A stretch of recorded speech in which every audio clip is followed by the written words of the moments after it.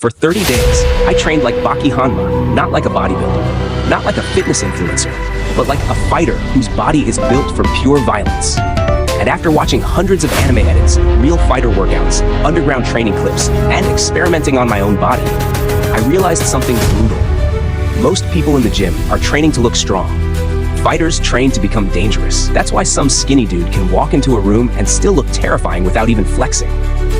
Because real fighter strength looks different. It's not just big chest muscles and pump lighting.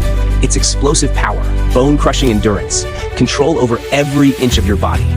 And the craziest part? Most gym workouts completely ignore all three. Look around any gym.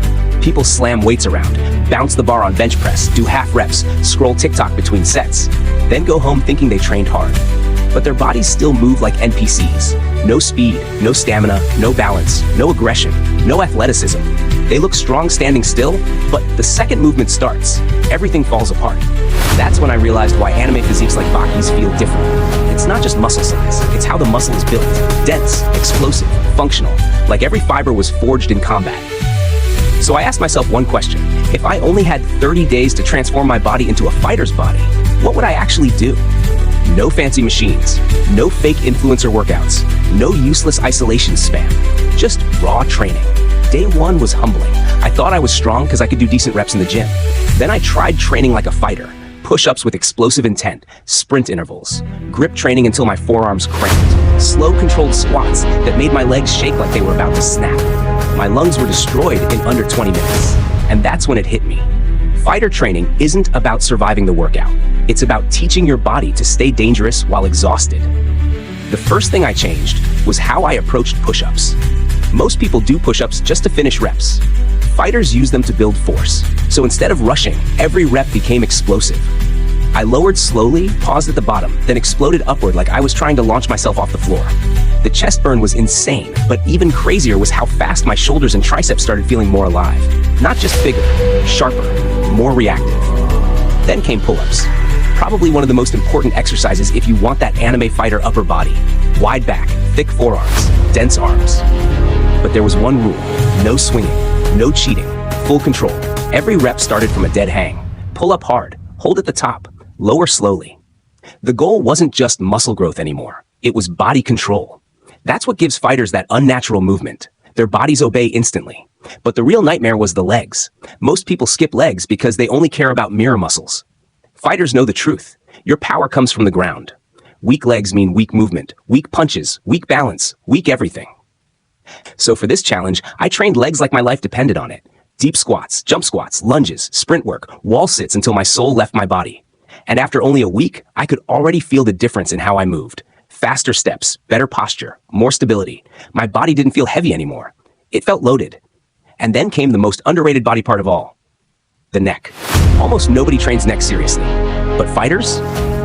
Fighters understand that a strong neck changes your entire appearance.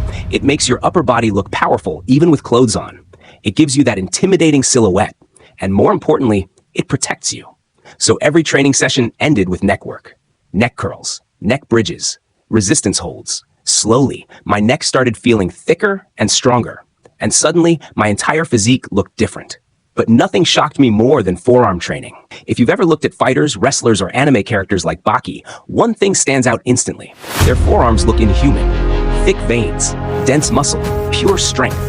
That's because real strength shows in the forearms, not biceps. So I started training grip every single day. Dead hangs, towel pull-ups, wrist curls, farmer carries, plate pinches. At first, even holding heavy dumbbells became painful. But after a while, my grip started feeling like steel cables. And this is where most people fail.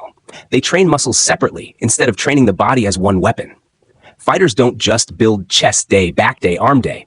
They build movement, coordination, stability, explosiveness. That's why even their warm-ups look harder than normal workouts. They twist, rotate, sprint, jump, crawl, punch, react. Their bodies become athletic machines instead of statues. So during these 30 days, I added something most gym bros completely ignore: core training. Not six-pack crunch spam, real core training. Hanging knee raises, planks, Russian twists, leg raises, ab wheel rollouts, rotational movements. The kind of training that makes your torso feel armored. Because every punch, every sprint, every movement comes from the core. A weak core leaks power. And then I discovered the biggest secret of all: control beats ego. Most people use momentum for everything.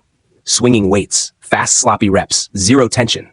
Fighters do the opposite. Slow eccentric reps, isometric holds, pauses, controlled breathing. That's why their physiques look harder and more detailed. Their muscles are trained under tension constantly. So I started applying one brutal rule. Every exercise had a pause. At the top of pull-ups, hold. At the bottom of push-ups, hold. At the peak of shoulder raises, hold. During squats, pause. And the pain became unreal, especially shoulders. This changed everything for me. Because shoulders are what create that anime silhouette. Wide, round, intimidating. But most people train shoulders carelessly. Tiny reps, light tension, no control.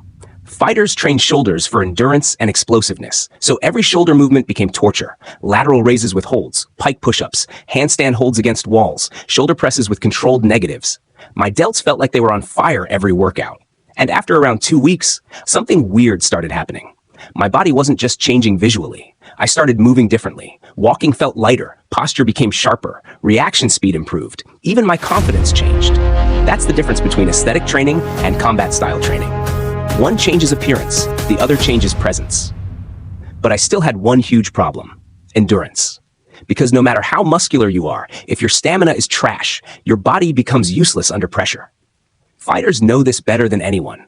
That's why conditioning became mandatory. Jump rope every day, sprint circuits, burpees, shadowboxing rounds, minimal rest between exercises. The goal wasn't comfort anymore. It was adaptation. At first, I hated it. My lungs burned. My shirt looked like I jumped into a swimming pool. My legs felt dead. But week by week, my recovery improved dramatically. And that's when I understood why fighters can keep moving even while exhausted. Their bodies are trained to recover under stress. Then came the hardest workout of the entire challenge: the Baki style circuit. Push-ups, pull-ups, squats, burpees, sprints, core work, shadowboxing, back-to-back, no long breaks, no excuses, no music motivation speeches, just pure work. And halfway through, my body wanted to quit completely. Arms shaking, vision blurry, heart pounding like crazy. But this is exactly where fighter mentality is built. Anybody can train when they feel good. Fighters train when everything hurts. That mentality started leaking into real life too. Discipline became easier. Laziness started disappearing. Even cold showers felt manageable. Because once your brain adapts to physical suffering, normal discomfort stops controlling you. By day 20, the transformation became visible. Shoulders looked wider, forearms thicker, chest tighter, waist leaner, neck denser. But the craziest change wasn't the mirror. It was the feeling. I didn't feel fragile anymore. And that's what most people secretly want. Not just abs, not just aesthetics. They want capability. They want to feel powerful in their own body. That's why anime physiques